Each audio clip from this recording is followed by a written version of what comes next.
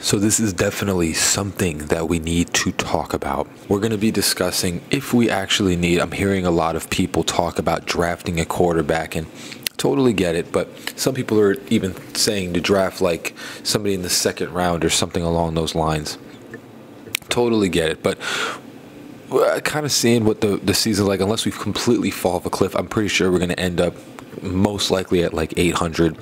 So to draft a quarterback, you'd probably be getting in the first round, maybe the second. Here's the thing. Seeing the way that the offense is moving, and some people even still think, including myself, that we can make the wild card if we completely turn this season around. We have to discuss that some people want to draft a quarterback to take Tua's place. And I totally get it, you know. What's the unfortunate part, I think, is not because of what Tua is and the quarterback and all of that, but the problem is actually the general manager and what actually happened, because we have to really take a look at the outside and understand that Joe Burrow has missed, I think it's almost like close to 30-something games since he's been in the league. Lamar Jackson has missed a significant amount of time. Josh Allen has never missed time. Even Patrick Mahomes screwed his knee up one time. But there's one big difference between Tua and all of these other players. Well, actually two differences.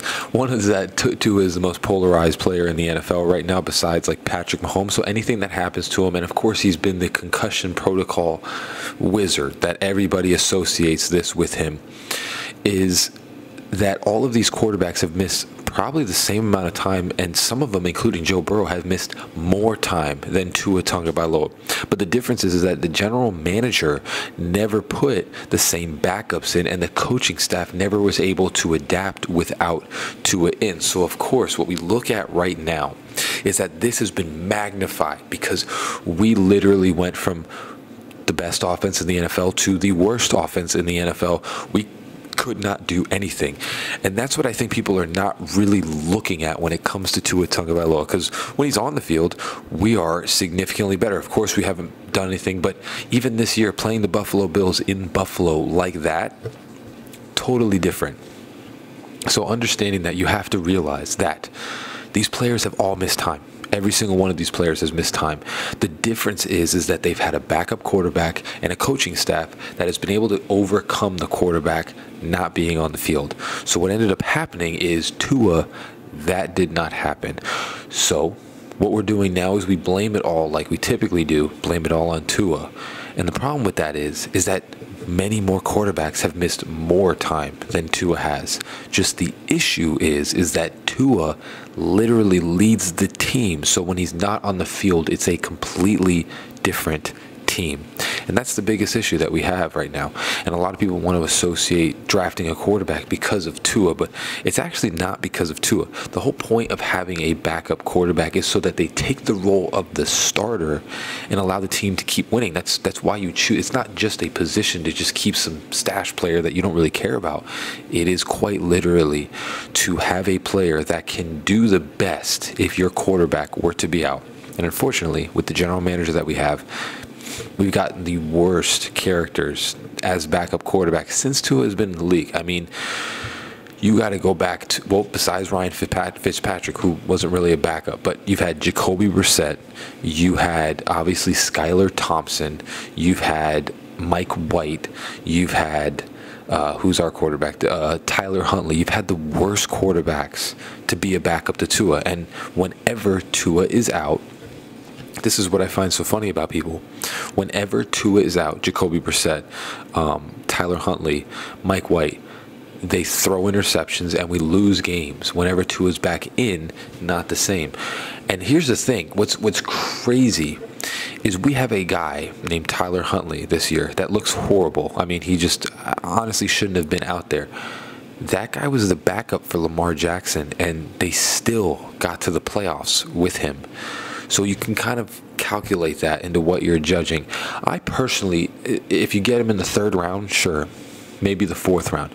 I don't think you need to get a quarterback. I think you need to build a better team in order to compete with some of these. Because quick intermission, if you're liking this video, do me that favor, hit the like, hit that subscribe, fins up, baby. My main philosophy here. The reason the Dolphins struggle is because we've built around the wrong area. Most teams like the Detroit Lions and the Bears and all of those different teams, they built in the trenches. Even the Eagles. What does that mean by building in the trenches? It doesn't mean just getting 5 solid players. It means literally being stacked from top to bottom, backups and all, on both of those sides. And the best teams in the NFL, they do that very well. That's where they build at. You get a quarterback, you build the trenches.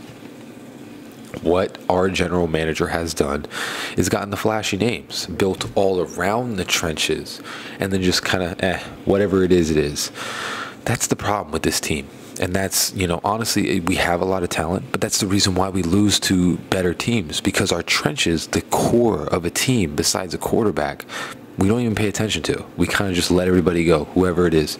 And that's the biggest issue. So drafting a quarterback is not going to solve that. The problem is instead of, I get that we signed all these different players, instead of signing Jordan Poyer and all of these different defensive players and, Bradley Chubb and all of, you sign back your guys. I totally understand that Christian Wilkins was going to cost a lot of money and Robert Hunt, but one of those guys you have to bring back, bro.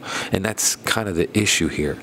And what I truly think that we do now, Tua clearly has showcased. He played step for step with Josh Allen again. This is not the first time. He's done it when he got his first concussion, when he was balling out the first time we beat them. This is showcased that Tua is the quarterback, and plenty of quarterbacks have missed time. Tom Brady tore his ACL and missed a whole entire year.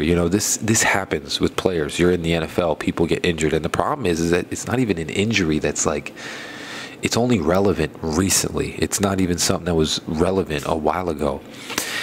So Tua showcasing what he's got, I don't think that you need to draft a quarterback very high.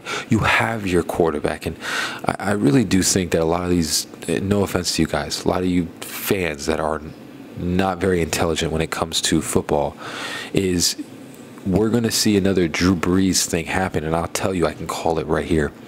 We're going to want this guy out so bad, and what's going to end up happening is we continually have seen, you guys just make up excuses left and right for like, I don't even know how you guys even find more excuses on why you want to say that Tua sucks, but you guys keep finding them. What you're going to see, if you truly want him out, and that does happen, is you're going to see him go to a team that has an offensive line and a defensive line, and he's going to ball out. He's shown it so many times for this team. He shows that he's the heart and soul of this team. The problem is just they don't build around him in the proper way. They gave him $100 million receivers instead of just building around the trenches and then allowing him to just develop as a quarterback. I'm telling you, man, I don't think you draft another quarterback. I think you keep Tua, but you get a general manager that wants to build offensive line and a defensive line, especially a defensive line, because so far these defenses, they just don't hold, and these offensive lines just don't hold, because once you play the better teams, the trickery goes away and you have to play football. It's not Tua's fault that happens. It's the entire team's fault, and it's just the building blocks of it are not right. You've built from receiver and cornerback in instead of offensive line, defensive line out. And that's the biggest issue, because all of these quarterbacks that I can name, they've all missed just the same amount of time, if not more time, than Tua. It's just because it's Tua. That's why people say these things. It's because it's Tua. Because all the other teams, they've been successful without their starter. We have not. Which, at the end of all the things, doesn't that kind of show to you how meaningful and how good Tua actually is? Just saying. Fins up, baby.